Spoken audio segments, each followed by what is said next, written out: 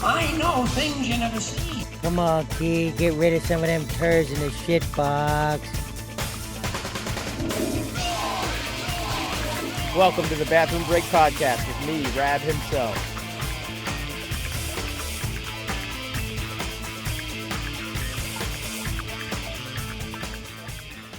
Take one.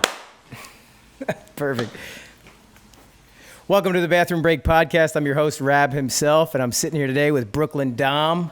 We're sitting in Brooklyn Projects, his skate shop. Yes, sir. And thanks for welcoming me. Thank to you. your No, fuck, shop. man. Thank you. Thank Rick. Yeah. Thank everybody. Thank Yeah. the powers that be. Producer Rick over there making it He's the happen. best. Yeah, dude. Love it. So how'd you meet Rick? I met Rick when I had my first skate shop, Brooklyn House on Melrose, back in 95, 96. I met him. I met Dave Carney. Yeah. And then, over the course of the years, we just had so many mutual friends in skateboarding, and I would always see him. And this is when he's part of the Big Brother camp. And at the time at Brooklyn House, my partner was Kareem Campbell, so we had that connection with World Industries. But because of Kareem, and then Rick was the neighborhood guy, and then over time I would see him more, and then met more and more of the Jackass dudes before they were Jackass dudes. Like I used to play softball with Johnny Knoxville. Yeah. And, so it was just like he's just been the homie. He's the best. He's like one of the best dudes. He's like one of the only people I know. Well, there's a handful of people actually, but he's one of those dudes that he's remained the same throughout. Hell yeah. So he's a good dude. Yeah, exactly. No, it's good. So, damn, you were partners with Kareem, Mm-hmm. and you guys started that shop. Well, I started the shop Brooklyn House in Brooklyn in '92. Okay, in Brooklyn. In Brooklyn. Yeah. And then I had it for a couple of years, and I would come out here all the time, because at the time having Brooklyn House, I was also an MTV VJ. Yeah, man, it was good. Hell yeah, we know Headbangers Ball. Headbangers Ball, baby. So when I would come out here for MTV stuff, or also at the same time, I worked in the music industry. I worked at Def Jam, Island Def Jam, and so I would come out here for either MTV or Music Biz, and there was never really a cool skate shop. There used to be one here in the early 90s, I think 91, 90, called Renee's, which was down the block, and Rudy Johnson came from there, and I think Guy Mariano used to hang out there and whatnot. But that was like before I actually stepped foot in LA and really became a permanent resident here. But there was no skate shops. There was one shop called Atomic Garage, which was like this cornucopia of, it was basically a huge skateboard snowboarding shop. It was like a candy store. It was amazing, but it was a store for backdooring stuff to Japan.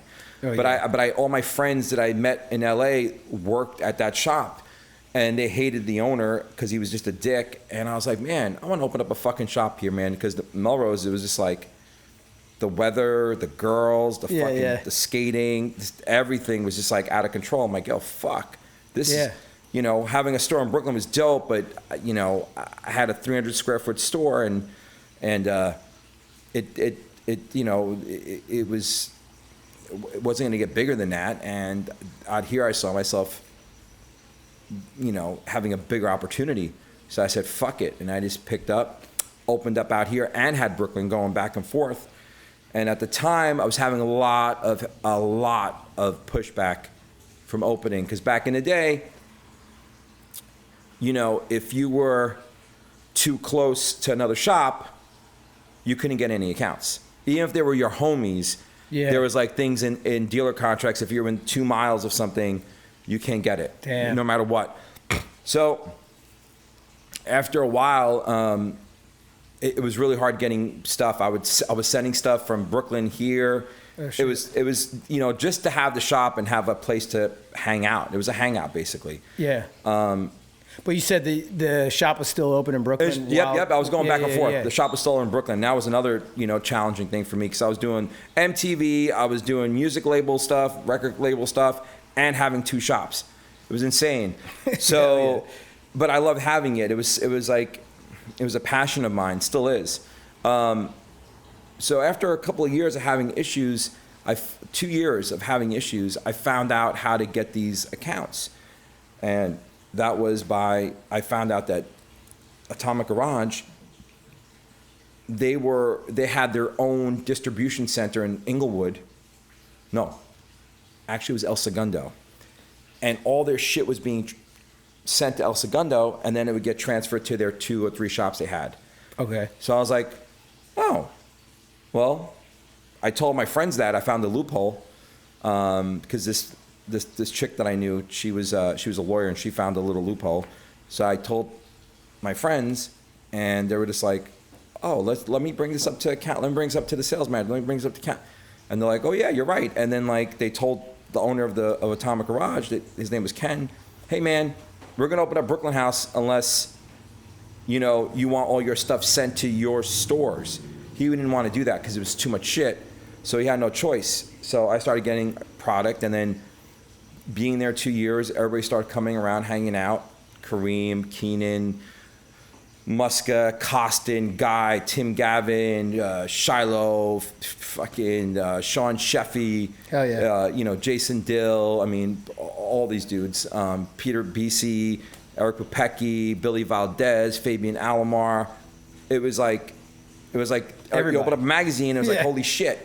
And that's when I was like, you know what, man? Me and Reem talked, and I said, yo, man, we should be partners. We should do some shit together. And he's like, let's go, baby. Let's do it. Yeah, and then hell yeah. That was it. And it was like, we became partners, and then, we did Brooklyn House for like, damn, fucking 5-6 years. Hell yeah. Yeah, it was great. Damn, that's awesome. Yeah, dude. So like, did you skate growing up, and then that's what? Oddly enough, I mean, everybody skated, but in Brooklyn, it was more BMX. So I was a BMXer. Okay. And I was a very accomplished BMXer. And at 16, my dad died. And that was like my thing with my dad taking me to races and all that. Around that time, I slowly started getting out of racing and into more freestyling, because that was really popping, freestyle BMX. And when my dad died, I just lost interest kind of in racing altogether, because I had nobody to take me. My mom didn't understand it. She tried to take me a couple of races, just wasn't the same. So I started going to this one shop. It was the most amazing shop I've ever been to this day, which I model a lot of my store about. It was a store called Marine Park Bikes in Brooklyn. It was a small 300 square foot store, but you went in there and they had all this fucking cool freestyle BMX shit, and they had all this fucking skate shit. And I was just like, wow. And I met a lot of these cool kids. And I remember this one kid, he looked like Hosoi. He was a Hosoi clone. His name was Chiwe. And he sold me my first board. I just like, these guys were dressing like me, wearing Vision Streetwear, and, at the time, hell yeah. Gotcha and Bad Boy Club were like the cool things. And they were just so cool. And I picked up a skateboard. I bought I think my first was a Schmidt stick, the saw. That was my first board, and I was learning how to do beam plants and acid drops and fucking. Oh yeah. I was just. It was just fun. And then from there, Chiwe took me to Washington Square Park, and that's when it was just like, the skate scene was just blowing up, and I went to my second board I bought. Was a Vision Gator board, and I bought it from Soho Skates. And this lady named Ann, who was like this art, she was like the James Jebbia before James Jebbia. I think he took a lot from her, because she had this shop in Soho, and it was like Supreme, and you go in there and like Basquiat be hanging out there. I have a picture of me and Andy Warhol would hang out there. Hell yeah. It was amazing. That's and I was crazy. like, holy shit. And I didn't really appreciate it at the time, because I'm 16, 17 years old. And then through that, I started skating, and that's where I met, Scott Ian from Anthrax, because he skated, and I was like, oh shit. And then like, I knew his band because my uncles owned this club in Brooklyn called L'Amour. It was a heavy metal club, and I remember seeing Anthrax play there a couple times. And I'm like, oh shit, you play my uncle's club? Oh yeah. And I just became friends with them, and soon after I dropped out of high school, and I started going on the road with Anthrax and all these other bands, and became a roadie, and Okay, so that's what led to Yeah. like you getting into the music scene. It was because of that. My uncles had this club, and I was hanging out there since I was 12, 13 years old. But actually, I got into music, oddly enough. Everything is so weird, like, you know, the chain of events of things that happen. Like, when I was 11, 12, I was heavily into breakdancing and disco and Sugar Hill Gang came out. Yeah. And that was rap, and I was like, holy shit. But then my best friend who lived in my building moved to this. I grew up in a very diverse neighborhood in Brooklyn. It was like a lot. It was a town. What neighborhood? It was the Flatbush section of Brooklyn. Yeah. So it was black, it was Puerto Rican, it was Jewish, Irish, Italian. It was a mix of everything. Yeah.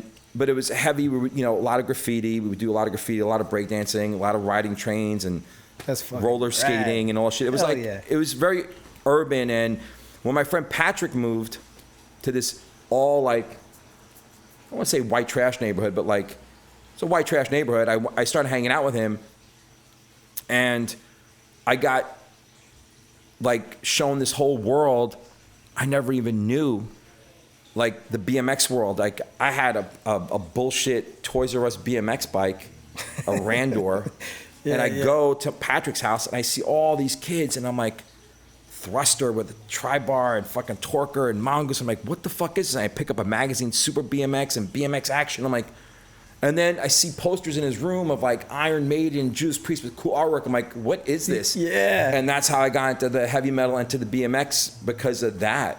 Dude, that's so rad. And it's just the chain of events. And because of that, I started skating and met Scotty, and my uncles owned this club called Brooklyn, Lemore's in Brooklyn. And I started seeing bands at the beginning and becoming friends with them. I mean, Metallica played there in '82 with Dave Mustaine. It was like his last show. Damn. Seeing all these, it was just amazing. And that's how I became friends with all these people. And after my dad died, I had no real direction. I didn't know what I wanted to do. So I was like, okay, I'll go on the road, just hang out. And Yeah, but it sounds like everything was just falling into place the way it did. should. It did. It was meant kind to, of like, it was definitely like a shock to my mom. And, because Yeah. just leaving her and like, at 17 going, by the time I was 19, I remember this, I'll never forget this. I got kicked out of high school at 17. And to my parents, school was everything. Yeah. Especially my mom. It's like, Yeah. you're going to school, you're going to college, like every parent in the 80s. Right. And I remember when my dad died, I started hanging out with the rockers, the heavy metal dudes. And this is public school, because once my dad died, we couldn't afford Catholic school anymore, because I went to Catholic school all my life. Yeah. So I never knew about cutting out and not going to class. It was Yeah. like, but I heard about it, I saw it in movies. I never knew it. I never did it because I couldn't with Catholic school. Right. You did that, you get called, they would call you up right there, you get in trouble. Whooped. Yeah. So I started doing that, and then they started sending all these letters to my house, but I would intercept them because my mom had to get a job, and she wasn't getting the mail. I was ripping them up.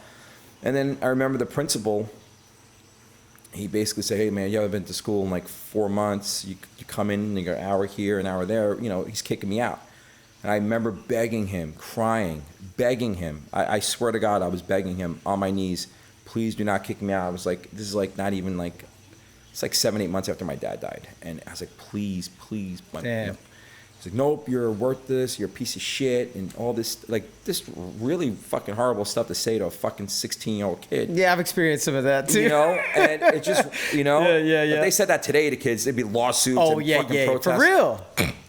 But Like when you said you intercepted the mail, I'm like that shit you couldn't even do that nowadays. It's like it's already emailed and already exactly. like, Back then it was a lot easier. Yeah. And I remember begging him, crying, and I said to him, I got really mad. I said, you know what, I said, next year this time, I want to make more money in 1 month. You're making a whole fucking year, motherfucker, Yeah. and this and that. Yeah, you're not going to be nothing. And by the time I was 17, because of Anthrax and these other bands, I saw the world. I was on tour. I went to Europe a couple times. I went, and I was like, fuck, man. Yeah. Doing pretty good for myself. Hell yeah. And that was my classroom, was, going and experiencing different cultures. with my friends who were older than me, who looked out for me like I was their little brother. Yeah.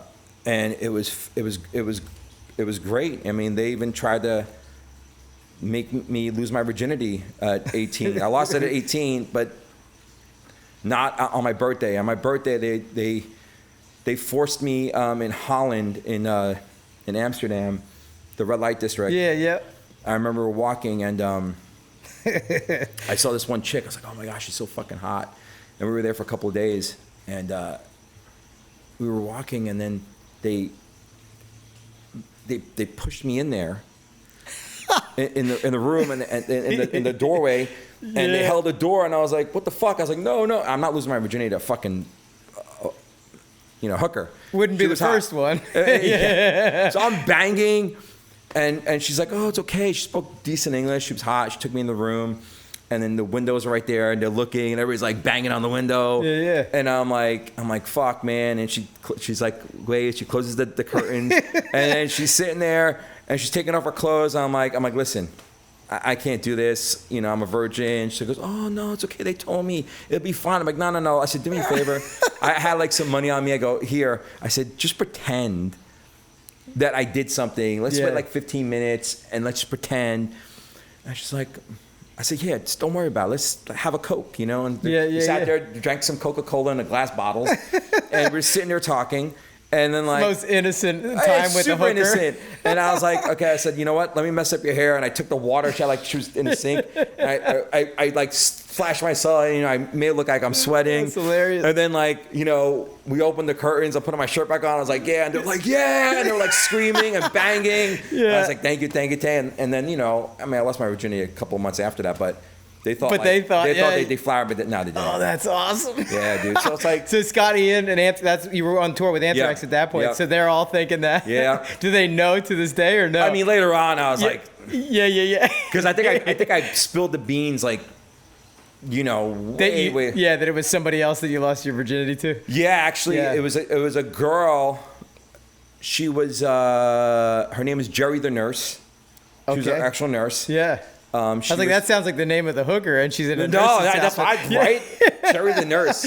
But no, she was a real nurse. Yeah. She was 35. Yeah. And whoa. Yeah, dude. 30. She looked like, I was like, that slid by real quick, and I was like, looked damn. like Pamela Anderson. Yeah. She was fucking hot as fuck. But I mean, especially like when you're that age, like older woman is like the greatest thing. You're like, hell yeah. Well, I didn't listen. Yeah. She thought, she had like some fucking stud, because her reasoning. So she sees me at this club. Lamore's, my uncle's owned it. And she's like, who's this fucking kid? Who's like here every time, backstage, all these girls all over him. Well, the reason the girls were all over me is because like I would, fool around with them and everything, but I would just leave them high and dry, and they're like, and they were like, what the fuck is up? So they would just want more and more. So here I am, I know all the bands and all that. And she's like, wow. And she would always like look at me, like give me looks at the bar in the club. And I'll never forget this. I went to Jersey with my friend Louie. What was that? Aliens? Yeah, for real. It's like a UFO outside. So basically, we went to Jersey with my friend Louie, and I went to go see my friend Peter's band. He was a singer in Type O Negative. Yeah. But he was also, his first band was Carnivore, and they were playing in Jersey. So we went to go and saw them. And me and my friend Louie were there, and we got dropped off by somebody. I don't remember who. And the band was over, and Jersey to Brooklyn was like San Diego to LA. It was pretty far. And that girl, Jerry, was there. And my friend Louie, who was older than me, he was like 24, 25. He was all over her. And she was all over him. So I was like, okay, cool. And then like, I was like, Louie, we're gonna lose our ride. I found a ride for us. He's like, oh no, Jerry's gonna drive us home. I'm like, oh, you are? She goes, yeah. I'm like, okay. So we get in her car, a fucking Camaro, total fucking like Jersey. This is like some crazy Jersey Shore shit. And then she drives us home, and she is going to Louie's house first. And Louie thinks he's getting some pussy. And she's like, oh, no, I'm tired. She goes, oh, no, drop Dom off first and come to my house. Like, no, I'm tired. I'm going back. I got to work. So she drives Louie home first. She had a plan. And then she fucking cuts to my house. She pulls into my my driveway. And she was just like about to get out. And she literally fucking hits the gas. She goes, I'm kidnapping you. I'm like, okay. Back to Jersey. Hell yeah. Back to her apartment. And we're fooling around. And, you know, I don't want this girl to think I'm a virgin, you know what I mean? Right. But I'm fooling around with this fucking woman. Like, ass, like, this is a woman. Yeah, she has experience. Experience and, like, looks like straight out of a Playboy magazine. Like, you know, I'm like, holy shit. Yeah. And I'll never forget this. She's trying to pull my clothes off, and I'm, like, kind of like stopping her and this and that. Yeah. She gets up, and she goes, her bathroom was, like, up these stairs, and there was the door, and she goes up into the bathroom. And I'm like, fuck, man, what am I going to do? What am I going to do? You know, I'm thinking, fuck. And she opens the door and she comes out in this negligee. Now, dumbass me, I'm like, oh, she's ready to go to sleep.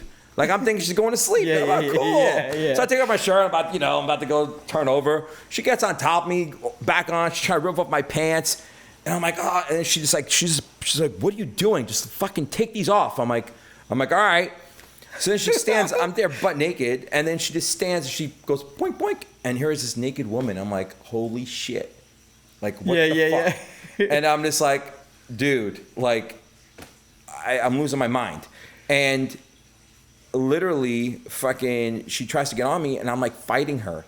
She's like, will you stop? I go, I don't have a condom. She's like, I'm fine, I'm on the pill. Yeah, but I don't want to get any diseases. She's like, I'm a nurse. I'm like, okay. And she goes, tonight, and I didn't know what this meant. She goes, tonight, I want you to fill all of my orifices. And I'm like, what the fuck is that? You know, I'm not, what the fuck's an orifice, you know?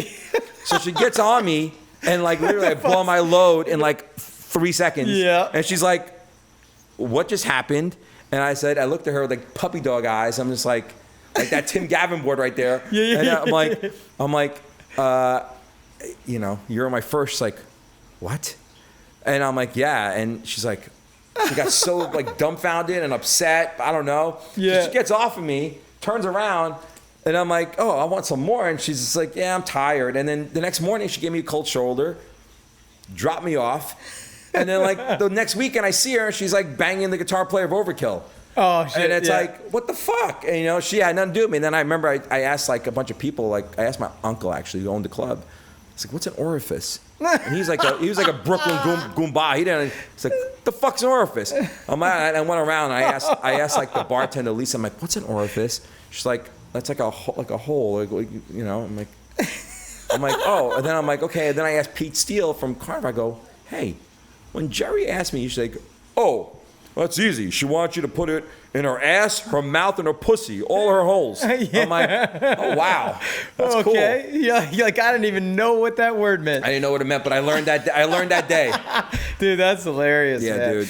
That's funny as hell. So, wait, so were you, like, you said you weren't religious. Like, well, you went to Catholic school. Is there a reason why you didn't want to lose your virginity, or you were just nervous? No, I just never, you know, BMX and like, you know, you said you were pulling your pants back on. And like, because I don't want to do it to her, a fucking, you know, this a woman. Yeah. And I feel like when I was that age, I was pressure. like, who the hell can I got to, you know? Like yeah, it was too much pressure. But yeah. I'll tell you right now, yo, real talk, right after that happened, that month, yo, I was fucking... all those girls left high and dry, believe me, I was just like... Hey, what's up? Dude, I was so fucking foul. Like, I remember... I used to do this thing. I used to get blown by these chicks at the club to get backstage, whatever. So I would tell my uncles, I'm like, hey, where you going, Dom? It's fucking only 12 o'clock. I'm like, oh, I'm taking her to the train station.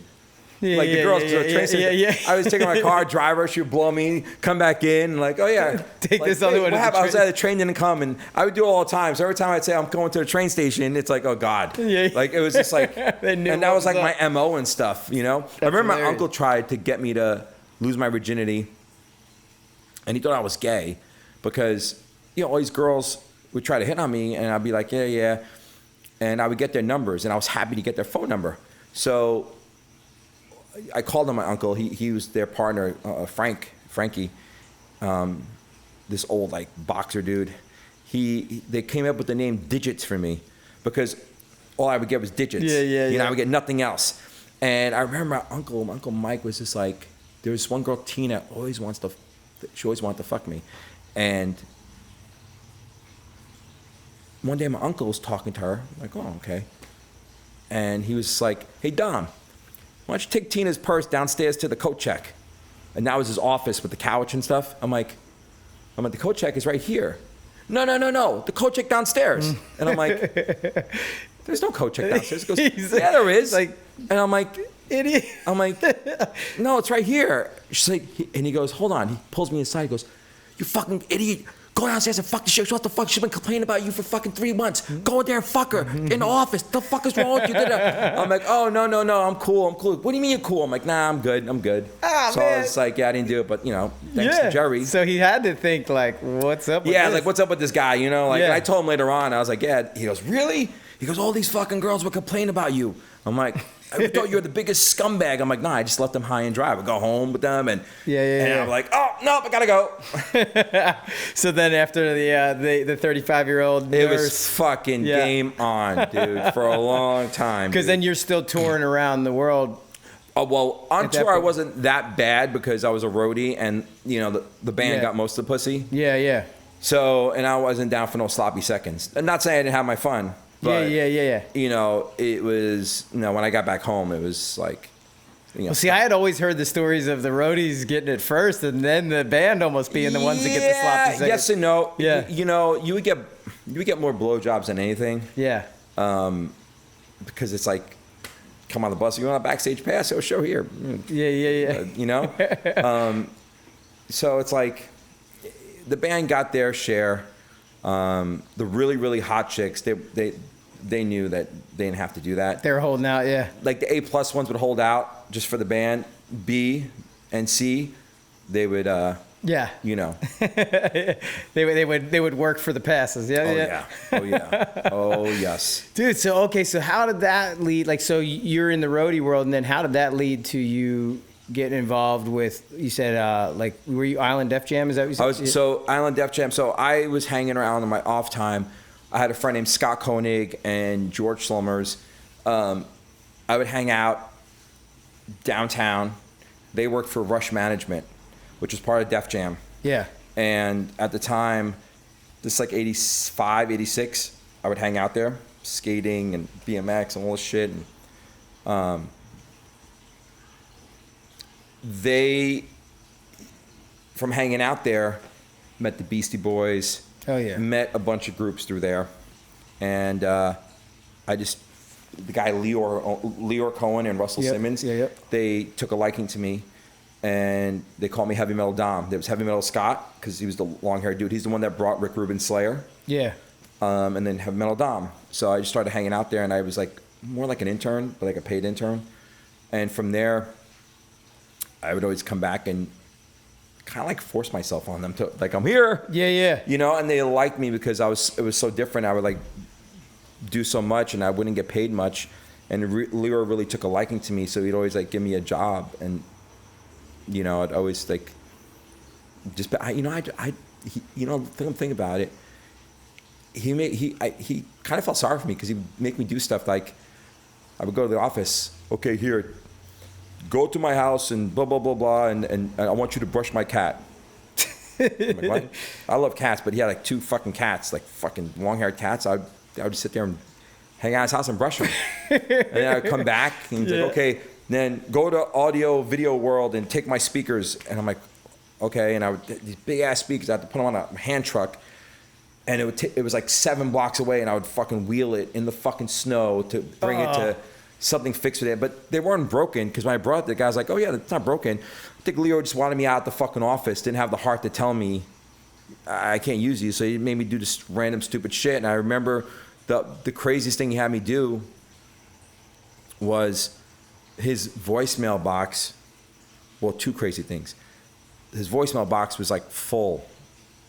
And he wanted me to go through and write down every person's name and number it took me almost 2 weeks because he had like 3,000 messages on it. And I'm sitting there writing it down on a pad.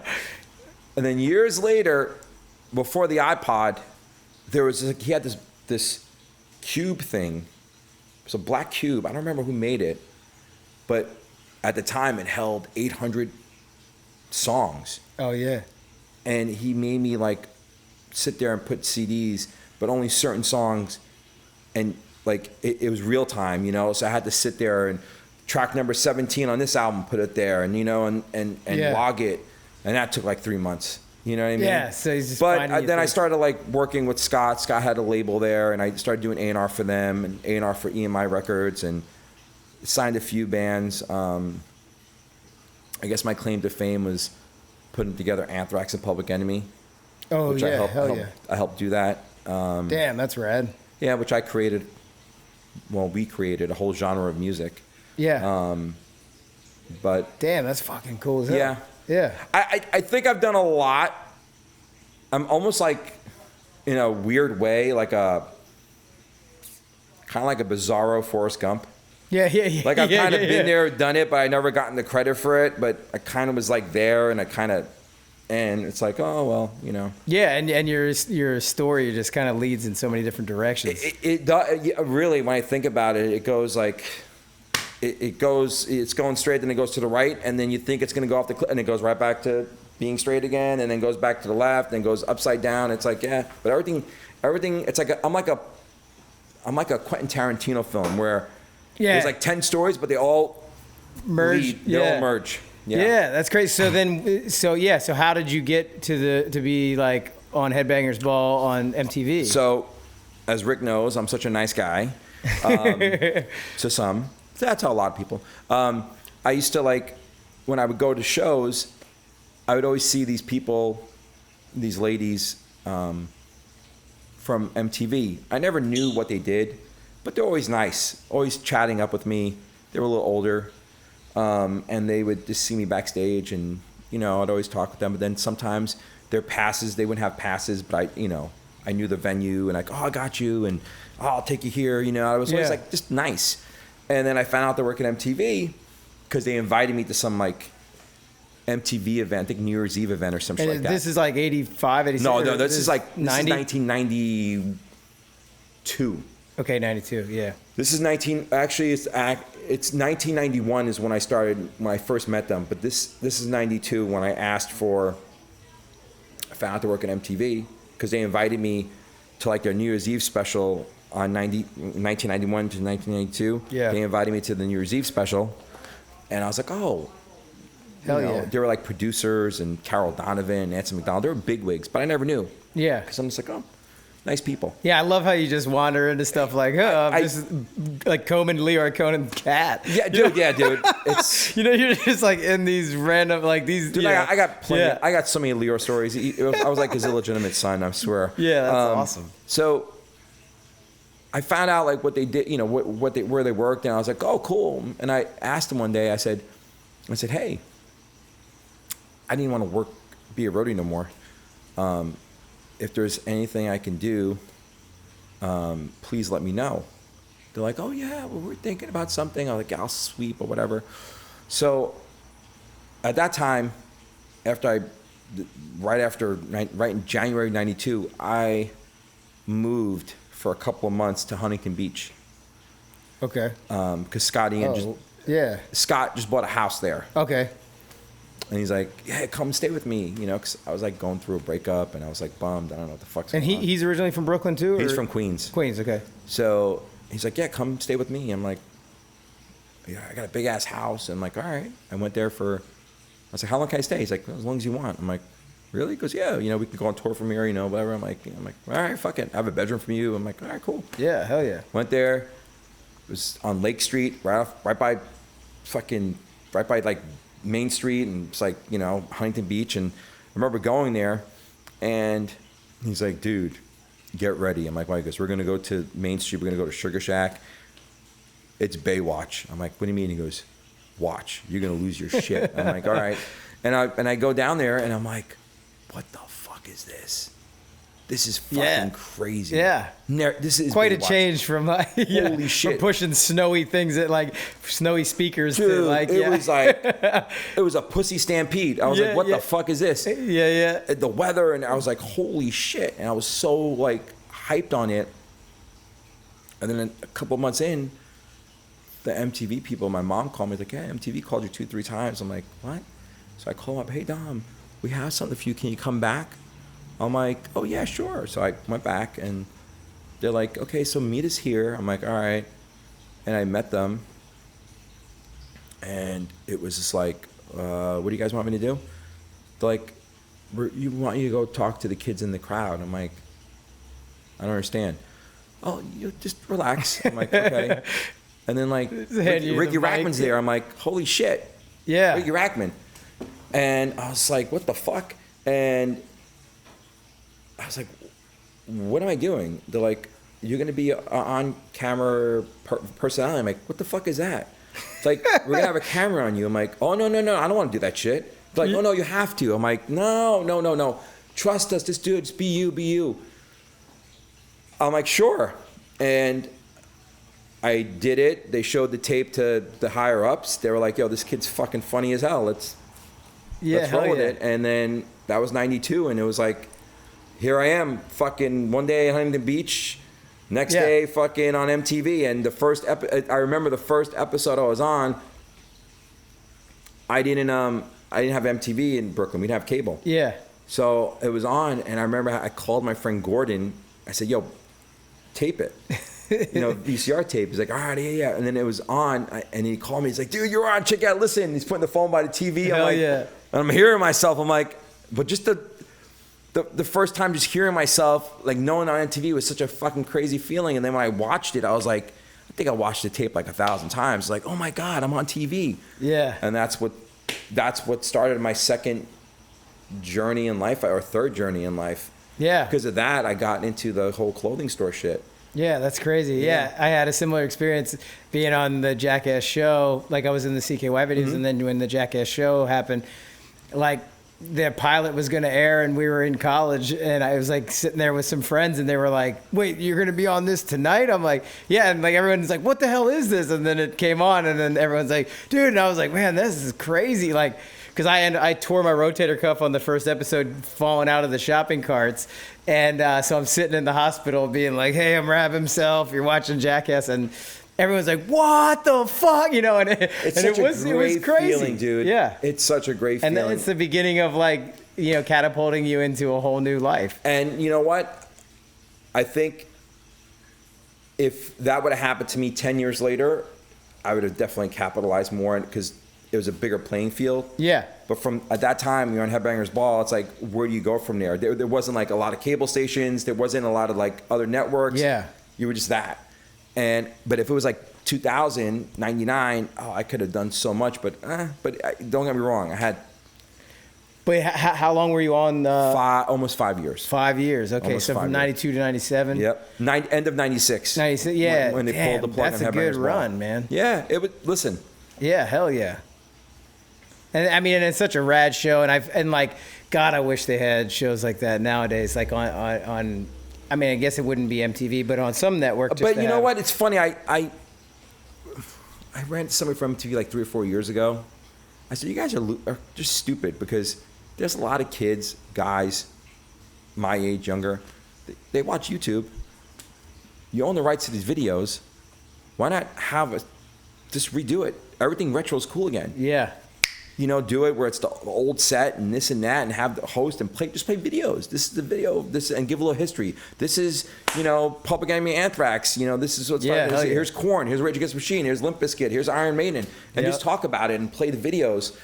But then metal turned fucking really bad in the mid to late 2000s. It became Affliction wearing laced people, and the dudes that ran it were like these older dudes like. Eddie Trunk and Don Jameson used to be a producer at MTV. There's old dudes that's not metal anymore. Like I look at it, and that's why like music sucks now. It's like talking to some of the bands who are still my friends. I'm like, I'm not going to mention his name, but there was this one band that they're doing a tour, and I remember I was talking to him, And I was like, dude, you know, I play your shit in my store and kids love it and you're huge. I was like, you're doing the anniversary of your first record. I was like, if you want to sell more merch and everything, like, yo, stop wearing the fucking Affliction looking shit. Like, where we used to wear the Dickies, the Ben Davis, the fucking, you know, just like, dude, I'm 50 years old. And I'm like, what's that mean? Age means nothing, you know? Right. It's how you dress, how you, that's why they say dress age appropriate. If you dress like you're 50 and you're 30, you're gonna look like you're 50. If you dress when you're like you're 20, when you're 50, you're gonna look like you're 30. You know what I mean? Yeah. It's like, you could pull and it off. just how you feel. Like, if that's who you are, then yeah. And they don't get it because when you look at metal, like kids these days, they can't identify with it because it's really bad. There's no style. Everything's eye candy. If dudes came out looking like they did, that's why Korn still looks the same and they translate to kids. Even Limp Bizkit and Metallica, they're still dressed the same as they did, you know, the last 25 years. Right. And I mean, I think, and the thing is, like, because they're being themselves, I feel like if you're trying to put on like the Affliction outfit or whatever, like, you could see through that shit. Like, where if you're just being who you are. Right. And look at Slayer, dude. Like, Tom still wears, you know, leathered pants and fucking cut off t-shirts and carries whole. I worked on a music video with them, one of their newest ones or whatever, and it was Which rad. one? Repentless? Yeah. Dude. With Danny Trejo. Yeah. And they all came. Dude. Yeah, it was fucking rad. Oh my as God. hell. That's, dude. Yeah. So like, but they still dress the same and like, it's their music that's violent. But at the end of the day, it's like, and that's because, you know, one of the dudes, I'm not going to hold back any punches. I said, you know, one of the fucking dudes is like, the dude that's the face of metal now is a guy named Jose who's on Sirius, but he films his metal shows at Affliction's headquarters in Long Beach, Seal Beach. Okay. And he comes to all shows and he gives them all Affliction, like boxes and boxes. They're like, oh, cool, free shit. Like, here. Yeah. And that's the reason. It's like an affection. You know what I mean? Yeah. And just pumping that into it. Yeah, so that's, they wear it, and it's like, dude. Yeah. You know? Well, and especially because when you're young, you're like, free shit. I'll put on anything. And these dudes are wearing it. It's like, yeah. Nah, it's weird. You can't just have like a uniform. It has to be unique to the person. yeah, but these dudes are like, you look at them, and when they were like 30, they're wearing what kids are wearing now. Yeah. Like, go back to what you did. It's like when I talked to Kirk from Metallica, I'm like, dude, I know you have fucking songs from the Black record, or not even. You have Ride the Lightning. Yeah. You have fucking riffs.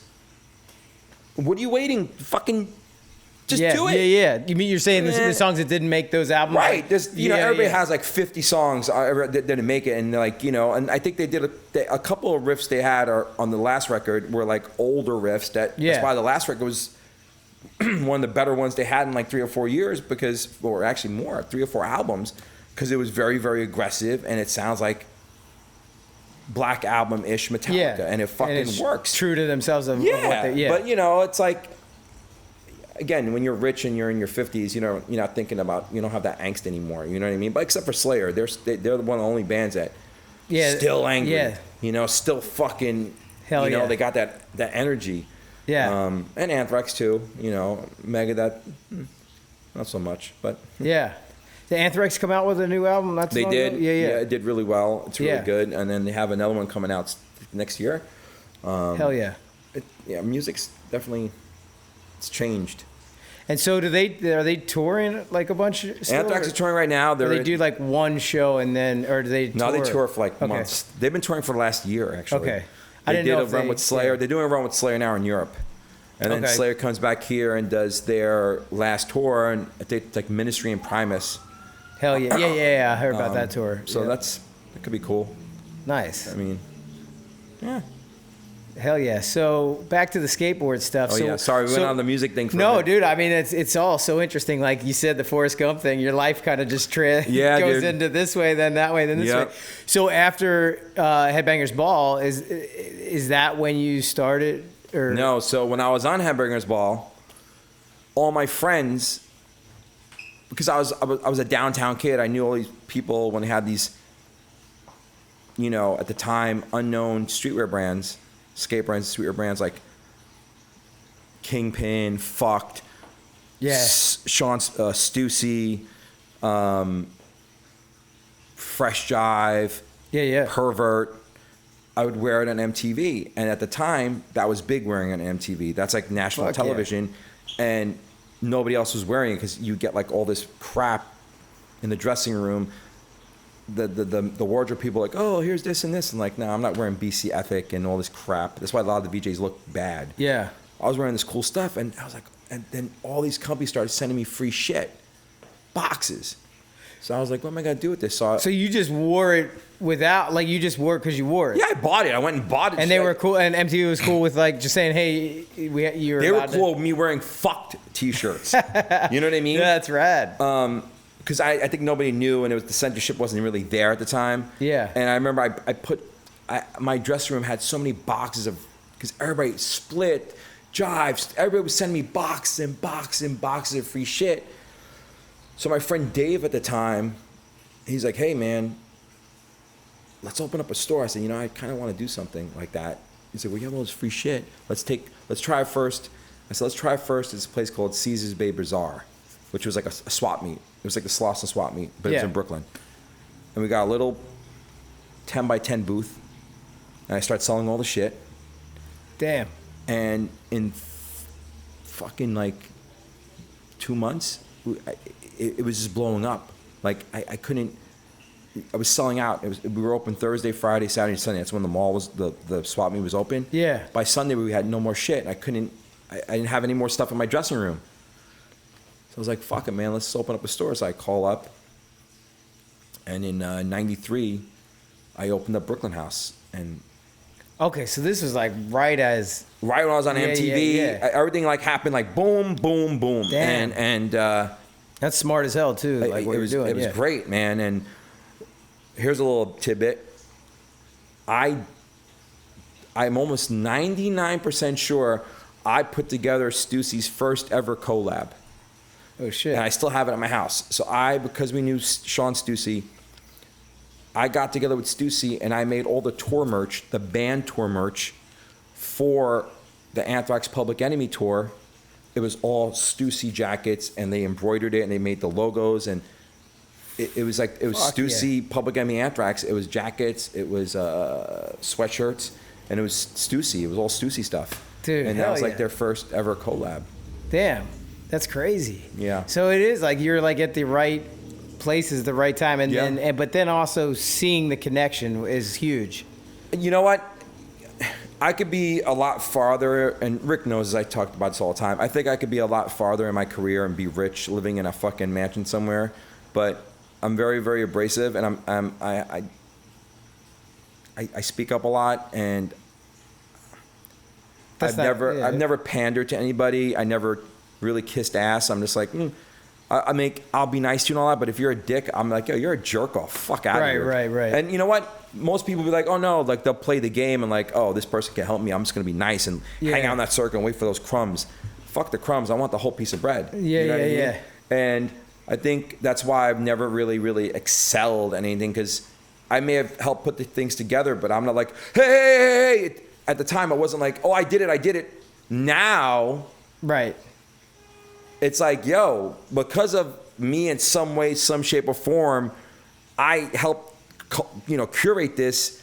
It gave you a lane. Fuck you for not even like respecting me or recognizing me. You know what I mean? Yeah. And that's the problem I have now at my age, because like, this is like a real midlife crisis when you're looking. It's like, I'm doing this for 26 years now, or 26 years, 27 years, and I don't have a savings. I don't have a 401k. I don't own a house. I don't have anything. I have my shop. I have my friends. I have my connections.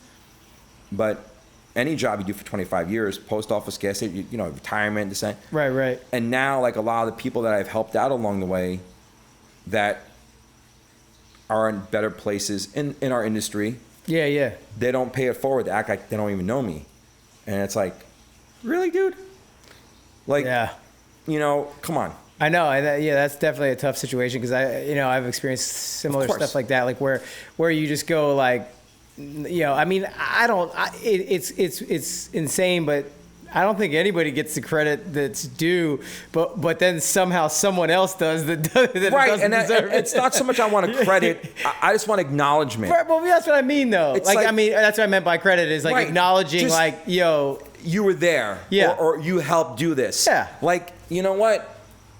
People think I'm crazy when I say this, but and again, the people that were around know.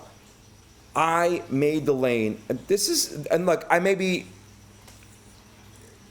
sounding egotistical, but you know, I came here, I opened up a fucking shop.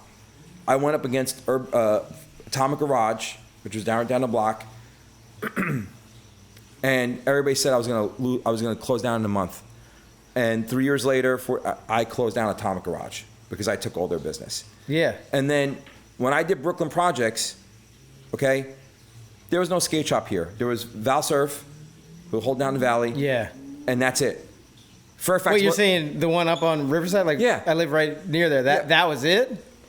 When I was Damn. here in early 2001, Yeah. when I opened up, there was no skate shop within fucking 5 And miles not of to here. hate on Val Surf, but it doesn't feel like how this feels like a skate shop. Right, but that was the only place, and That's like a and mix 118 of surfing and right. You know, But like whatever, that's yeah. California and Rip City, Yeah, of course. yeah. But in Hollywood, no.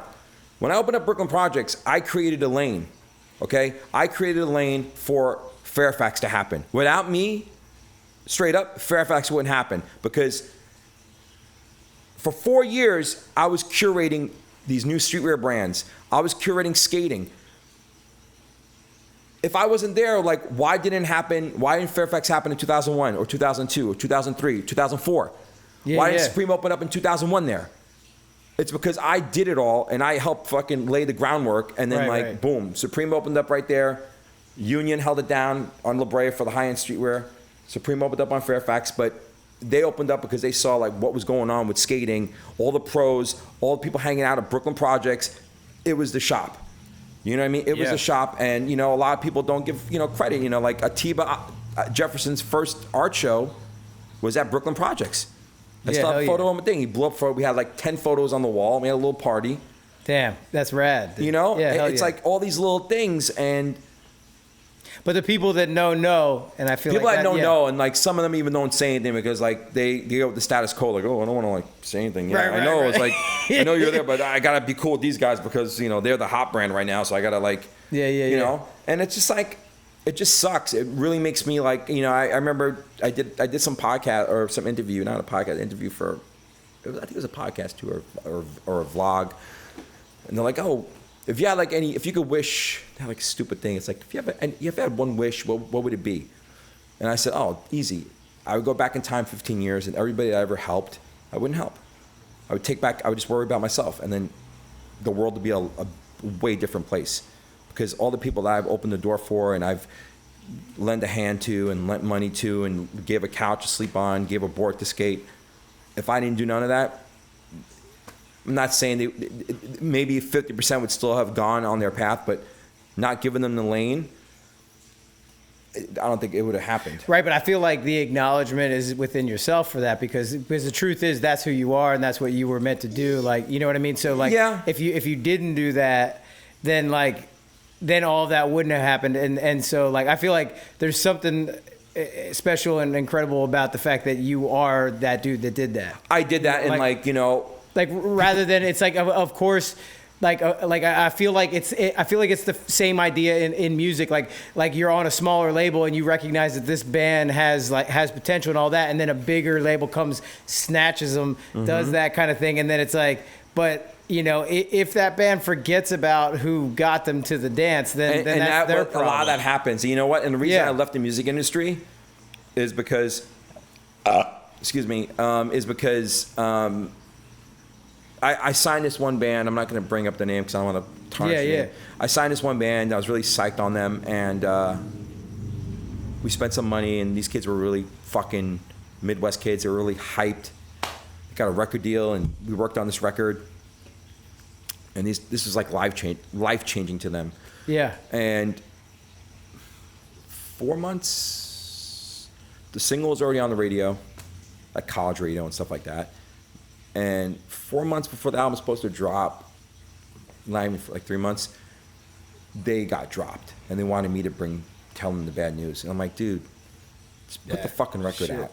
You know what I mean? You can't. It's 3 months. Like, come on. Oh, this, that, and like I got shut down, and I had to tell these kids, and kids, they were like my age, a couple of years younger, and I fucking crushed them, and they hated me, and they were so upset, crying, like they were just like I just destroyed them, and I was like, you know what? I'm out of here, and I quit the business. I did the skate shop full time. Yeah. Because of scumbags in the music industry, but then the skating everywhere. industry. Well, it's way worse way worse. There's been kids that I've put on and given thousands and thousands of dollars to help their skate career, and then all of a sudden they get to be at a certain point, and then Supreme comes knocking on the door and like, oh, see you later. Who's Dom? I don't know who Dom is. It's like, damn. Oh, there's a lot of those. There's half. I imagine. I mean, if you're like I was saying, like because that's why I was comparing it to the smaller label. Because if you're that guy, and that sucks. But then you know, in a way, some of those people were always going to kind of be that way. And then there's the people like Muska that comes around. Well, Muska is like one of those dudes that he's the first one to say like, oh hell no. You've been doing it. Dom's been doing it because he's been there. Yeah. And there's other people that Gino. And that dude's a legend. You know what I mean? And like, and like and the fact that you were partners with Kareem and like just all of the legends that you have been. You come in here, you look at all these people on the wall, and like I mean, 90% of them still talk to me, but there's 1 or 2 of them I'm like, whatever do to you. You have a board on your wall. You guys hang out. Like, whatever it do to you, dude. Shit like, gets weird. I don't know how it does that. You know what? Everybody puts themselves on this higher plane, and it's like, number one, I'll beat your fucking ass. You know what I mean? Number two, you're not better than me. But you may have more money than me, but. Yeah, but I think life has a funny way of reminding you when that starts happening, when the ego starts going too much. It has a funny way of. It's so bad right now. Like and skating, like I've never seen it in this state. It's become so cliquey. It was never cliquey. It was everybody respected each other. Like everybody was cool with each other. Yeah.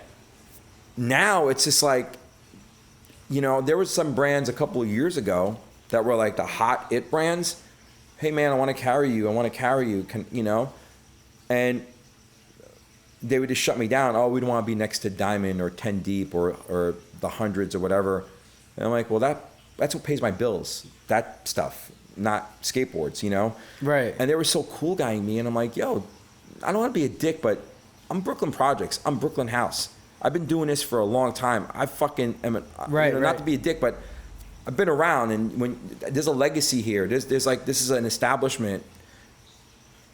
I never went out of business. I've closed down for certain reasons, losing leases and stuff like that. But to keep a skate shop open for 20-something years. Yeah, that's awesome. And after like a year of them being all cool guy, selling to Dover Street Market instead of Brooklyn Projects, it's like, since when is Dover Street skateboarding? That's like, you make fun of that. You know what I mean? Like you're next to Gucci and you think that helps your brand. But then they all come back here after like their hype, kind of like they start realizing, and they all knock on my door, and some of them I take in because, it's good for business. Some of them I'm just like, I was like, yo, fuck you and your lame ass brand. You know what I mean? Yeah. Sorry, homie. Yeah. And it's just like, it's so, the fuckery is, I've never seen it. It's so bad nowadays. Yeah. It just makes me scratch my head like, you're not helping skateboarding. You're just like being cool guy and like. Yeah, it's crazy that it's like that. And I mean, and it's crazy too because you think of like the evolution of it from all the back in the 80s until all the way up until current day. It's crazy. Dude, it makes me feel good when people like Jim Thiebaud and people like him, like, and I'm not knocking any shops right now, okay? Yeah. But I've never, ever, ever, ever, ever sold a blank board. I've never, ever, ever, ever, ever sold a shop board. I know some shops have to do that. Yeah.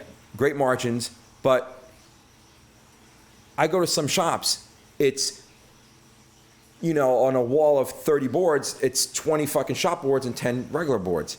Yeah. That's why skateboarding is in a fucked up place, because pros can't make money anymore because nobody's buying their boards. Damn. I support skateboarding. So when a brand tells me, oh, we don't want, because motherfucker, do you see any fucking shop boards in here? You see any blanks? I support skateboarding more than anybody. Eric Ellington was telling me 2 years ago, he's like, dude, you're like one of the only shops that doesn't sell. I think you are the only shop that doesn't sell shop board. Like, how do you do it? I was like, dude, I just sell the clothing and I just want to help skateboarding because I know if I put a board on the wall, it's a Brooklyn Projects board or a blank board, kids are going to go, oh, I have $35 or $30, so I'm going to buy that. I'm just like, okay, you know what? Another $10, you get a fucking last season's fucking board, or another fucking $20, you get a fucking pro board. Help skateboarding. Selling shop boards ain't really, it's helping the shop, but it's not really helping skateboarding. And that's why it's like, when people tell me like, oh, I don't want to sell you because fuck you. You're not helping skateboarding selling like the Dover Street. Get the fuck out of here. Yeah. No, and I mean, it's crazy. I mean, it's awesome that you stay true to that because I think that's probably hard to do it. And there's probably moments where you think like, shit, should listen, I sway that way? Yeah. There's been, but if I want to do a shop board, I'll do a collab with Death Wish, with Girl. I'll do a collab. And then okay, it's a Brooklyn Projects girl board. It's a Brooklyn Projects baker board. It's a Brooklyn Projects real board. Yeah. That's what it's supposed to be because everybody eats. Right. You know what I mean? Yeah. Again, I'm not shops do it all the time. It's become norm. It's just me. I can't do it. I was always against it from when the blank craze happened. Yeah. Remember like 15, 20 years ago? Yeah. It was blanks. Kids would come here, blanks. I'm like, no, fuck it. No. Pro boards. Right. You know what I mean? Fuck the blanks. And, seeing a lot of my friends, losing money on skateboarding, getting kicked off teams because of budget cuts. It's disheartening when I know like dudes that used to be big time pros working Uber, driving Uber. It's like, dude, you're, so-and-so. What the fuck? It's like, oh, my board, I make $1 a board now because, nobody's buying them because of this, that, and other thing. I'm like, that's what it does. I mean, you sell your shop boards, but for every fucking one shop board, fucking sell 2 pro boards, push that shit. Yeah. It almost made me think of like Lars talking about not illegally download the music. Napster. And it's like that dude, he took such a shot for it, but look what happened. He was right. Right, he was. And it feels like that here. It's like if you start selling the blanks, start doing that, you start cutting everybody out, and he said, and then they can't, make a living. Because I think the misconception is that everybody's just so rich. Like if you've ever been on TV, you're just fucking rich. And then if you had a pro model, you're rich. And if you're this, and it's like people don't understand. Like it's a business like anything else. It's just that your face is out in front of it. It's crazy. Skateboarding. This is what I think shop boards and blanks do. Skateboarding is bigger than it's ever has been right now. Yeah, right. It's in the Olympics for Christ's sakes. Yeah, but there's no money anymore. The deals of like getting shoe deals for $10,000 a month and getting board deals for $4,000 a month, and it's not there anymore. Every AM and pro I know, except for like the 2%, they're broke. They're making $1,500, $2,000 a month. Yeah. Whereas maybe 15 years ago they would make $4,000 or $5,000 a month. But there's no more money now. You know how many pros I know that have shoe deals because skate shoes don't sell because, it's like Adidas and Nike and Converse and Vans. They, corner the market. But even their budgets got fucking tight because there's so many pros, bigger names, that are getting the big bucks that, there's nothing to trickle down. And there's so many. And I tell this, man, skateboarding's become so like, it's like you got to work 10 times harder. It's not like back in the day, you'd throw a fucking trick in a magazine, kids watch it and study it, and then maybe it comes out a different trick, harder trick, next issue, which is like 5 weeks later, or 4-in-1 video magazine. Now you go on Instagram, kids watch it all day long. Oh, he did that? I'm gonna top that. It's like the shit they do now. Right. Pros, like there's fucking 15-year-olds that are better than people that have names on their shoes.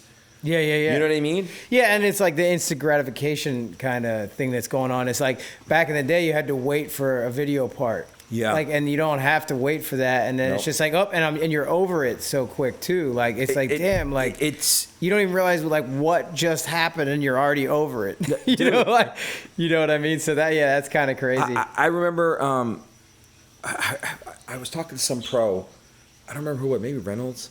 I don't remember, but we were talking just like a year ago. I said, I need some fresh new blood for the shop team. And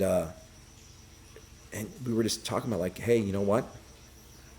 I used to get like, he used to get like Baker, and I'm sure every board company used to get like 50, 100, 200 submissions every month. Hey, I want to be on Baker. You know? Right. And you'd find like some good talent. Nowadays, it's like cut to like 10, 5. Kids don't care no more. What do I care about? Because they're going to do it on their own. On Instagram, I'll get instant gratification. I'll get people like, oh shit, get all these views, and maybe I can get like a little, you know, hook up for a shout out, like a weed company or a fucking drink company or whatever. Yeah. And even now, like I've broken, so many people used to be on my shop team, you know, that started here. Elijah Burrow, Lizard King, fucking Nakel Smith, you know, Pat Rumney, I mean, just the list, fucking. Yeah, hell yeah. Braden Safransky, you know, there's so many people, but there's no new blood in the industry. You don't that are see even trying to get flow from right. You don't see like, shop. hey, remember like back in the day, there was a new AM and new pro every fucking other month. Yeah. You know what I mean? It's like every other month, it's like boom, boom. Now it's like you see one pro, like the last pro. I mean, who was the last? Jamie Foy was like the last one that came out, and I remember Lizard bringing him in here. Yeah. And everybody shut him down. Oh, chubby kid, this and that. And Lizard's like, you guys are fucking out of your mind. That's why when he first came out, he didn't have like the top tier sponsors. You know, nobody wanted to fuck with him. He came out and in fucking 1 year got the cover of Thrasher, King of the Road, and he next thing you know, he's God. Love that dude. Hell love him. Love what he did. Hell yeah. You know what I mean? And it's just kids nowadays, I sponsor so many kids. And I just cut some people off a couple of months ago because my budget of what I give out for free, it's insane. I give out, last year in 2018, I gave out almost $22,000 wholesale of product. Damn. This isn't Brooklyn. Forget about Brooklyn Projects t-shirts. I don't even count that. I'm talking like Nike, Adidas, Right. Spitfire, Thunder, Indy. And boards? Yeah. Damn. And all these kids, they would just like, I would get no footage. They would go to the fucking local park. And I think it's another thing. All these skate parks opening up, it doesn't really fucking boost your fucking, you know, your level, your skill.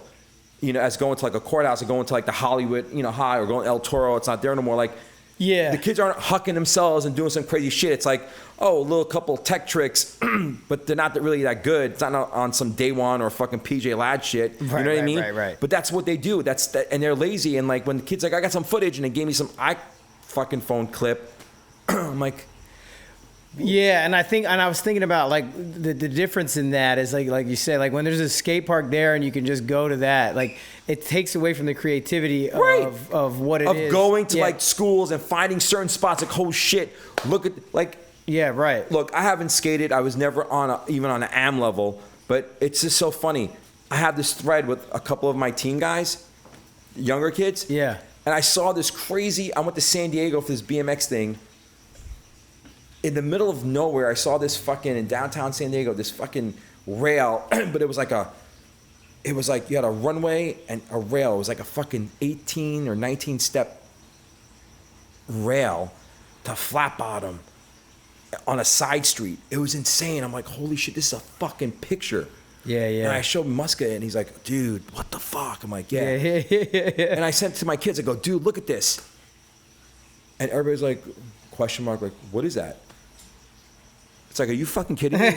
It's a wet dream. They don't like, see opportunity there. Right. Yeah, I'm like, what the fuck? Yeah. And nobody got it. I'm like, holy fucking shit. Fuck, that's sad. You know, like that. Yeah, I feel like that's like crushing. Like I was so hyped. Like I wanted to come back to LA, grab them, and drive back to San Diego and go, look, dude, let's shoot some fucking photos. Yeah. But it's a different time, and that's why it just has shifted so much too, for sure. Yeah, dude. But I think there's newer kids that are coming out because I think there was like a big movement of, again, it's very cliquey. There's like these like fashion skaters. You know, they get they're all pretty boys and they're skating in Jordans or Gucci pants, and you know, it's more of a look. They're good, but they get more hype because of their style of what they're wearing and who they associate themselves with. Like, oh, this person, walked the fucking runway for Virgil Abloh and Off-White. Okay, and that validates you. Yeah, so that means crazy. if I fucking did an ollie off of fucking 3 fucking stairs, but I'm an MTV VJ, that makes me like... Yeah. So I look at that, and that's not longevity, you know what I mean? That those are kids that flash in the pan, and I think there's a lot of flash in the pans. There's no more... I mean, just like music. And I think that's created by the fact of the instant gratification, because like you forget about it a minute later. So it's like, what's the point of trying to build it for a long? It's so scary to me, and I hate sounding like my grandpa or my dad, but like, yeah. When I look at skating and music, even fashion, I was bored one night, and on Showtime there was like a documentary of George Michael. Oh yeah. And I watched it. It was filmed in 1999. 2000 it was filmed, sorry. And they asked him, like, where do you see music going, evolving from here? And this is 2000. He goes, it's done. And they're like, I was like, oh, what do you mean? It's like, music stops right now. It's not going to go forward after this. There's nothing going to be new moving forward at this point. He was kind of right, because when you look at music, early 2000s maybe, where is the next Metallica? Where is the next Foreigner, Rolling Stones, Jay-Z, The Game, fucking, Kanye, Biggie Smalls, Tupac, Metallica, Korn, Slayer. There isn't. And in skating, where's the next Muska? Where's the next Reynolds? Where's the next Costin? There isn't one.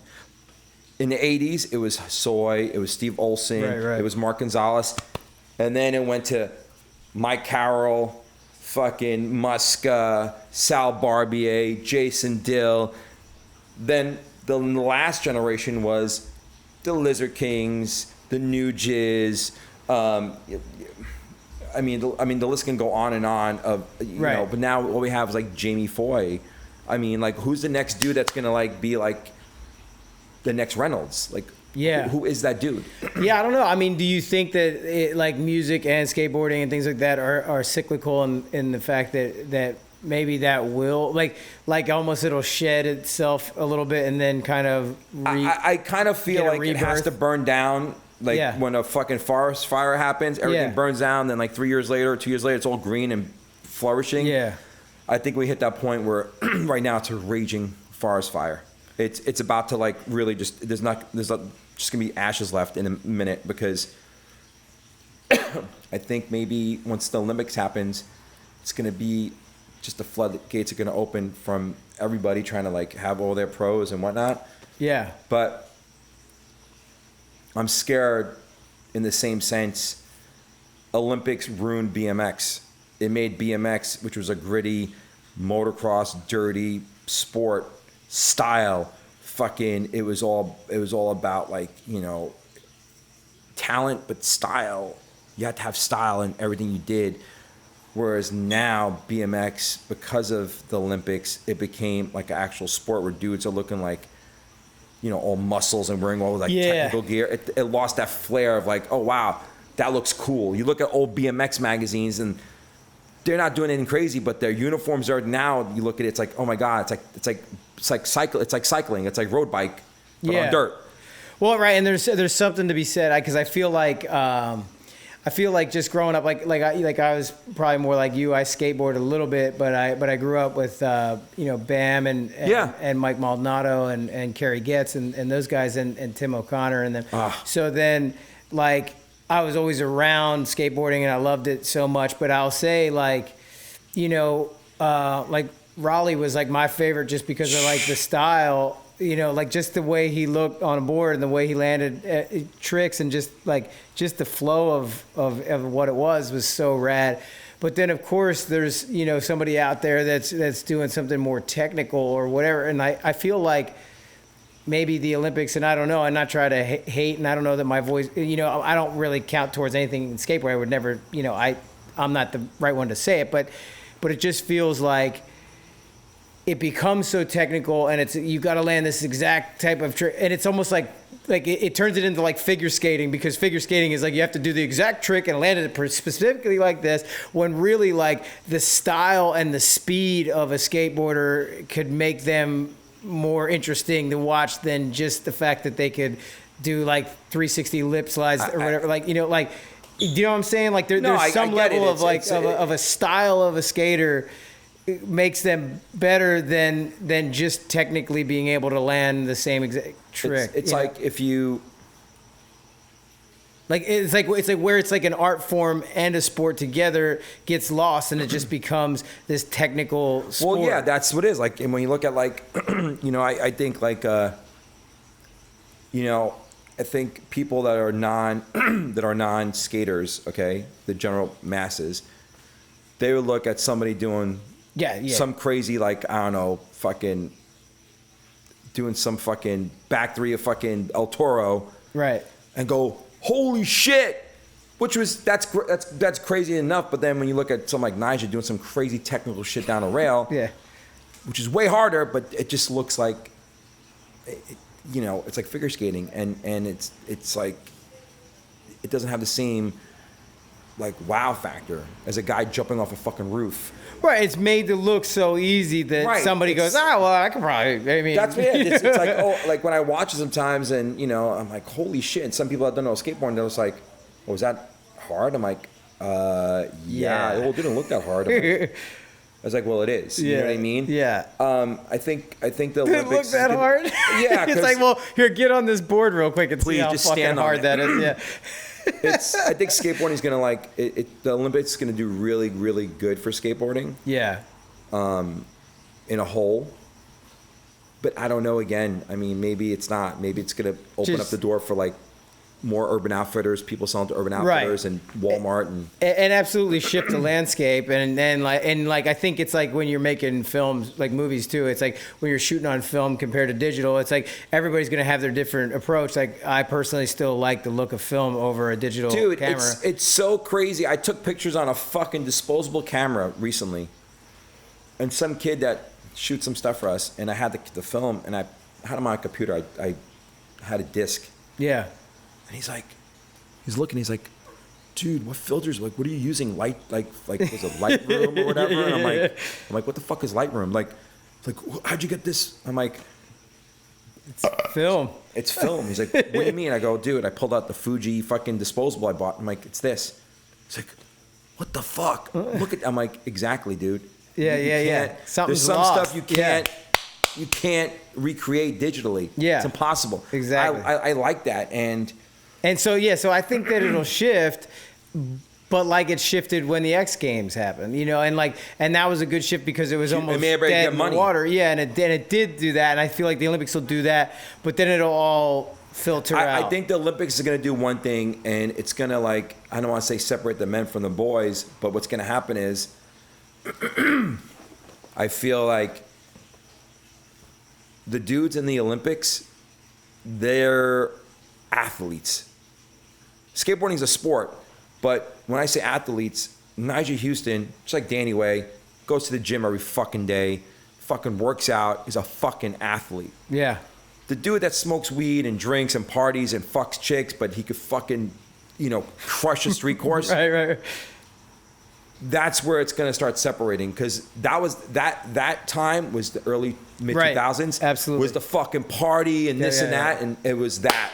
Now when it comes to Olympics, it's gonna be more like, okay, you're gonna have to fucking no drugs. It's gonna be a fucking sport. It's gonna be like Shaun White, who's the homie. It's gonna be like, yo, you're gonna have to be a fucking professional. It's legit, like having you have your trainer. You're on your you're meal like a plan. football player, like a baseball player. You're not like a kid on the street anymore. And I think that's gonna close the door even more on a lot of people, because, A, they're not making the money, and B, a lot of people, it trips me out. They're so good, but they're not contest skaters. Like, there's some kids I know. Yeah. I'm like, dude, I have to make money.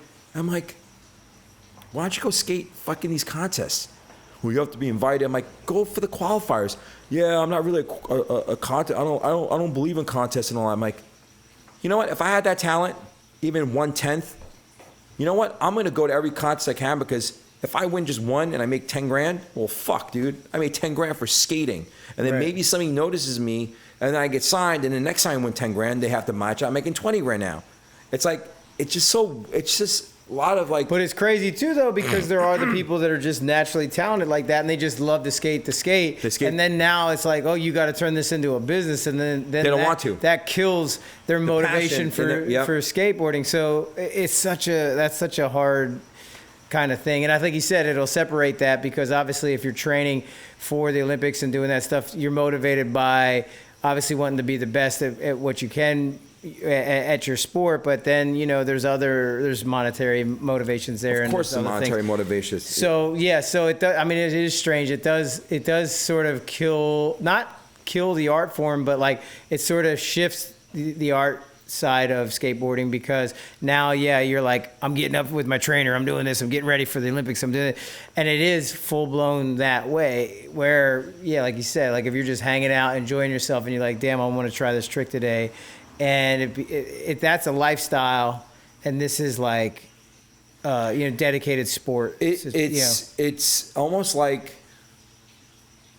there's gonna be another shift like there was in the late 70s or early 80s when Dogtown, the Z-Boys, when skate contests were dudes doing handstands, and here come these dudes, Jay Adams and Albert. Right.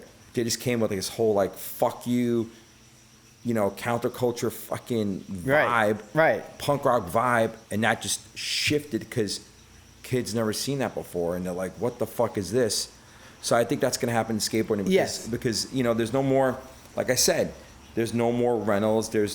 Well, it has to, because I was thinking of Reynolds, and I'm thinking of Baker, because they were that. Yeah. When it first came out, it was like, oh, don't fuck with these dudes. Baker, Shorties. Yeah. And Menace with cream shit. Like you knew, like, oh my God, Stephen Callis and hell yeah. You knew people like, oh wow. Right. And I think that will have to happen again, because once it does become so commercialized and so much of a sport, there will be like, almost, I'll say, I don't know if the term is, but like the punks that don't. It'd be an uprising from the ground. It'd be like, you know what, we're the anti-establishment, we're the anti-heroes. You know what I mean? And that was the beginning. That was the reason I was interested in skateboarding when I was like in the late '80s and in the early '90s. Was the reason why I was into it, is because my dad didn't want me to wear those clothes, and teachers were like, you're a little fucking punk. And I'm like, hell yeah, that's what I'm trying to get across. And that's why I want to be around this group. Right. So I think like that, I don't think, I mean, even if it's like they say rock and roll is dead, like there's always still, it's not completely flatline. There's always some sort of something underneath there that will have, like you said, the uprising. Yeah, dude. I mean, there's already uprising in like streetwear right now. Like, it's funny talking to some of my peers who have these big brands, and it's crazy. I don't know, because of my shop, probably, but they're in their bubble because they're making millions. They're just like, and now they see like their brands aren't doing so good, and like, what's doing good? And I'm like, oh, there's these brands. Like, what brands? I'm like, these new streetwear brands. I don't want to use a word, but like, well, what brands? I'm like, there's like FTP, there's Super Radical, there's Half Evil, there's Foul Play. Like, what are these brands? Like, these are brands that they drop a collection. They're fuck you, fuck everybody, fuck Kanye, fuck this, fuck that, fuck every fucking brand. They have this huge following on social media. It's like a fucking cult. They drop 3 T-shirts and they'll do $500,000 in one weekend. It's crazy. And my friends that own these brands are like, what? I never heard of this. Like, what the fuck? Like, what? I'm like, dude, because you live in a bubble. You hang out with who you hang out with. You got to keep your ear to the street. But like these brands, I'm like, that's where I see the new movement is. And unfortunately, a lot of these brands, they want to just sell direct to consumer, and they're happy because they're making all the money and this and that. But I'm trying to talk to them, because that's the next intonation of Brooklyn Projects. I was the first, like, in Brooklyn, selling up and coming brands that nobody heard of. Project Dragon, Recon, Haze, Pervert, Extra Large, Stussy, Fresh Drive. These were fucked. These are brands that nobody ever heard of at the time. It was just starting. Right. And I was first. Early 2000s, the Hundreds, Crooks, Diamond. What are these? That was like the new movement. Nowadays, it's these brands, but these brands don't want to be in shops. They're happy, but I'm trying to kind of like convince them, hey, this has been like a legacy jumping point for so many different movements. Right. Let's bring it in here so that way you have a place, a showroom, people can see it, and then still sell your stuff out online, still make your hundreds of millions of dollars, but have a place where kids can actually come and immerse themselves in some culture and some history. You know what I mean? That's the next play, you know what I mean, for Brooklyn Projects. And do you believe that there's still like an interest in that? Because I think about like liner notes for like albums and stuff, like where people don't have that anymore. You don't have that luxury of like when you went to like the music shop at a record store and you got it and then you got to look at like the artwork, you got to do that. Like you don't have that now.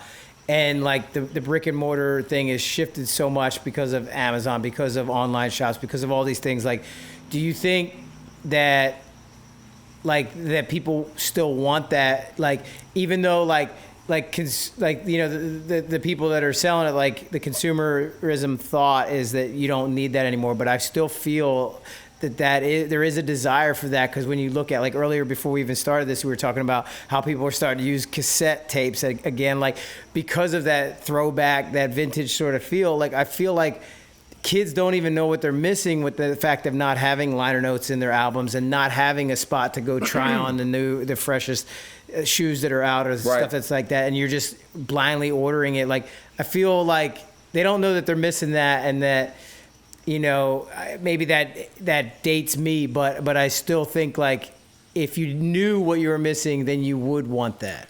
But I feel like the newer generation, when kids come to the shop now, they want interaction. They want to hang out with their friends. They want to see what their friends are wearing, what their friends are doing. It's not no more like phones. The newer generation wants the experience. You know, they want it now. They don't want to wait for Amazon to deliver it, you know, a day or two. They want to get it within the hour. And when they come in here and they see the history, they go in my office, they come in the store, like, holy shit, they immerse themselves. Because right now it's the 90s and the 2000s that are really influencing the kids that are 18, 19, because, you know, they were like 1 or 2 or not even born at the time.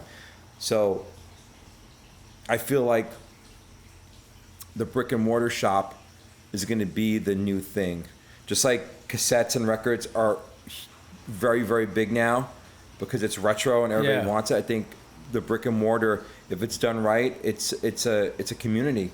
Yeah, exactly. It builds a community. It's like, you know, I've had a ramp in my backyard for 10 years. I had to tear it down because the city was getting on top of me because of a fucking neighbor, but I'm rebuilding it again because of the community, because I'm like, fuck it, I'll still fight the courts. I'll go to court another 2 years. Right. And then I'll rip it down again, and then I'll build it back up and go to court again for 2 years. I draw it out because it's a community. And kids, you know, come in here and they get an experience that they can't get from a computer screen. Absolutely. And I think kids want that now, you know. Dude, you need that.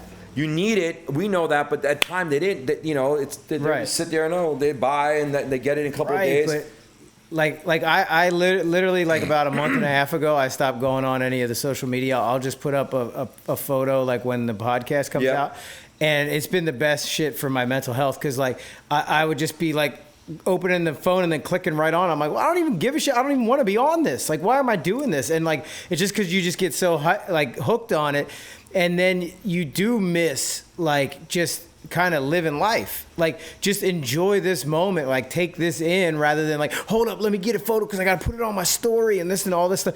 And like, I got hooked into that too, and didn't even realize it was happening, and then was like, oh my God, I got to get away from it. And I have, and as a result, I'm doing way more creative stuff. I'm like into painting now, and I'm getting into stuff, and I'm trying to get back into clay work and doing that. And then I'm also like writing a lot more, and I'm going out and filming things, and we're just going to get things done, because I'm not sitting there getting in this like hole of like an Instagram or a YouTube hole. And that's the problem, and it's like, and that's why But I think like kids need, like, you need that, and then they want it, and then I love to hear that you're saying that, because there is nothing compared to hanging out at the local skate shop. There's nothing that fucking compares to that. I mean, you can't order this thing and do this, take a photo, make yourself feel good that you have your new shit on, and so then all your friends on your Instagram see that it is, or your Snapchat, they see that you. That shit does not compare to coming down here, hanging out, getting on the ramp, and just fucking around, and just just going out, and just coming in and fucking buying some stuff. Go to the local pizza, just hang out with your friends, and like try to pick up chicks, not Tinder. It's like if you miss that shit, like, you don't get that back. Like at this point, like, you know, I'm almost 40 years old. Like, I'm a younger one of all the Jackass CKY guys. I'm the youngest, but I'm 40 at this point, or almost 40 at this point, and then I go, dude, I can't get back my teenage years. I can't get back my 20s. I think I did it the best. Like, I do think I really enjoyed my life, and it was so rad to have done it the way I did. But I can't ever get it back. And so if I felt like I was looking at a screen for all those years that were important, I would be fucking bummed. Because, but now, because you're older, you think like that. But a lot of the kids, like, nowadays, they don't think like that. And it's like, and I'm not taking away from anybody's things, what they do, like they're right. You know, everybody wants to be a YouTube star, and it's that, because it's so easy. You could just, like, I see people, and I get sucked into it. Like, wow, there's a guy that my girlfriend showed me on Instagram. He has like almost 1 million followers, and it's some chubby guy, and all he does is every day he farts. Swear to God. And it's just him fart, and he had long farts, short farts, this sounding. He just sits there and he farts, and it's like fucking, you know, 1,500 posts of him farting, and it's like, but it's because people get like, you know what? It's like, remember, like, back in the day, it was like, you know, when you used to watch America's Funniest Home Video, there was no YouTube. You watch, like, oh my God, it's so funny. Nowadays, I mean, look, Rob Dyrdek has a fucking show based on doing that, and Taj 2.0. It's like, it's people want to see fucking. It opens the door for people to see stupid shit, and like these people who are weirdos in their own right. It's like the Howard Stern Whack Pack. They become like these celebrities. That he's like, why are you famous? Like, what do you do? It's like, oh, because you look weird, or you have this talent. You fart. Oh yeah, it's like, it's just crazy, and it just like. But the thing is, like, but with that, I see, okay, the guy that farts, he has 1 million things. He gets up and he farts for 20 seconds, and then he probably goes and lives his whole life. Yeah. Where you're now sitting there watching his farts all day long, and I'm like, wait a minute. Yeah. It's like, I don't want to watch. This is stupid. But at first, I'm like, oh my God, it's like funny. But then it just. He's getting like 500,000 views on each fucking fart. It's like, and I get it, because people are just like, remember when this one dude's like, are always they did the egg thing. We want this egg to get more likes than fucking cottage. Yeah. Got 20 million likes. Like, It's like, that's how crazy we are. It's like, that's the world we live in. And it's like, you know, you have people like the Jenners or the Kardashians that are famous for doing what? Well, at this point, they have huge businesses, but in the beginning, it was like, it's like marketing. Everything is marketing. Yeah. And it's just crazy. It's like, it's mind blowing to me how the world has become. And I feel bad. Not that I feel bad, but like some kids, like, they want to be rappers, and again, their face is tattooed. It's like, dude, what are you going to do when it doesn't happen? Like, you know, your face tattooed, like, and a lot of them, like, 3 weeks ago, we caught this kid stealing. Almost beat the shit out of him. I'm trying to talk to him. He's getting all fucking hiff. I was like, dude, I'll fuck you up. You know what I mean? And I'm trying to talk to him, and I'm like, I said, what are you doing out here? He's from New York. I came out from New York, and I'm trying to be a rapper and this and that. It's like, why do you steal? Because I got no money to buy it. So if I can't buy it, I'm gonna steal it because I need it. It's like, why don't you get a job? I can't rap then. I can't do my fucking career. Yeah. It's like, well, your career ain't paying money, homie. Yeah. So, but the mentality is, I'm gonna steal. I'm gonna do whatever I can until my career. But right, it you know, that ain't gonna end up well. And it's just like, I feel bad because these kids have no. Like, hey, listen, when you're in a band growing up, listen, I lived that life. You know what I mean? Oh, cut your hair, da. Yeah. When you're in a band, you had a day job. You worked at the pizzeria. You worked at Macy's. But on the weekends, you go on tour. You play your shows. Right. And if it happened, you get a record deal. Great. If it didn't happen, you still had your fucking job. And then after your fucking job, your day job, then you went into career. You know, you became a fireman, or you became a stockbroker, you became a construction worker. You know, you had something. Yeah. Kids today, it's like, no, they don't look past. And I think it's also because it's The instant easy. gratification, man. It's instant gratification. It's also a job that you could do. Like I know so many kids. But no, I was like, my thought was kind of, you know, the fact that it was shifting so much, and kids do want to have a place to go to, a place to have community, and to have the local skate shop, and, you know, go get a slice of pizza and hang out with their friends. And it's awesome that the new generation is kind of like shifting that, and you're seeing that because they're here right in your shop.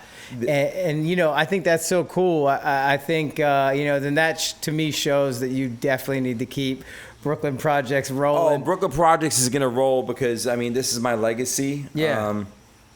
You know, I'm trying to do more and more because I want to, like, I mean, I don't have kids, but I've always said this to the kids that work here and whatever. It's like, when I die, I want to give this to somebody like, yo, man, here are the keys. Like, keep Hell it going. yeah. You know what I mean? Because I feel like I'm carrying the torch. I mean, because, Yeah. you know, Supreme used to be like that place where you used to go there and hang out and mesh with the fucking workers and become part of that crew, that clique. Yeah. In New York and even LA in the beginning. But now you can't. It's just lines of people waiting to get in to buy. There's no more. It's become yeah. like, it's become a place to buy shit. There's no more Not the camaraderie of right. You can't just go in there. Yeah. Oh, I hung out with so and so and I met so and so. We're just hanging out. We're gonna go get fucking. No, it's like you have to be invited to be a part of it, and it's Yeah. like very cliquey, and it's like it lost its soul, and there isn't really there's skate shops, and you know what, I have to say this, like, that's why I like a place like, you know, Zoomies for that matter. People talk shit about it, but they create a community in places outside of the big cities. Like, you go to like fucking Kenosha, Wisconsin. Yeah. The cool store is Zoomies. You know what I mean? And Yeah. kids that work there are all friends, and they hang out and they skate, and their boys come there and they all fucking. Hell yeah. So that's what we need. We need more community-based shops that actually nurture the community and, like, you know, make it fucking cool. Like, come here, hang out, fucking drink, smoke weed, pick up chicks. Dude, when we had Brooklyn House, we used to have a couch in the fucking back that we would fuck chicks on. Literally, we had a couch in the back and we would fuck chicks. Close the door. Keen would go there and bone this chick, and then the end of the night would come back after a club, go there, have parties, fucking smoke weed, fucking, you know, it was fun. It was a fucking, you know, and that's what's missing right now. And I think that's why I'm gonna keep these doors open, because I don't want it to die. I'm like the last of the Mohicans. I'm like the last Best Buy store in Alaska. Hell You know what I yeah. mean? I'm just waiting for it to come back. Well, that's fucking rad, dude. And when you get the new ramp up, I'll have to come down and ride. Please. Yeah, dude, because I haven't ridden a mini ramp in a little while. I just kind of get out and cruise around on a board, but I'd love to. We're ride gonna a do little something mini. different. It's gonna be kind of dope. I think I'm gonna, to get around the city bullshit, I'm building it out of concrete. I'm making like a sculpture, but it's a skatable. Yeah. Oh, hell So, yeah. yeah, it's gonna be out of concrete. It's gonna be a mini ramp made out of concrete. Dude, hell yeah. It's gonna be good. That'd be rad. Well, 6 foot high, 50 feet long. We'll get Rick down here too. Come on, Rick. Let's do it. Hell yeah, dude. Thanks for coming on. I Thank appreciate you so much, dude. Yeah, this so is rad. much. This is Awesome. fun to just talk shit. I loved it, dude. And just to hear your story, man, it's rad. Brooklyn Dom is the Forrest Gump of skateboarding Himself, music. yeah, I'm the Forrest Gump. That's right. Life's like a box of chocolates, right? Hell yeah, dude. Thanks for coming on the Bathroom Break podcast. Thank you very much. Hell yeah.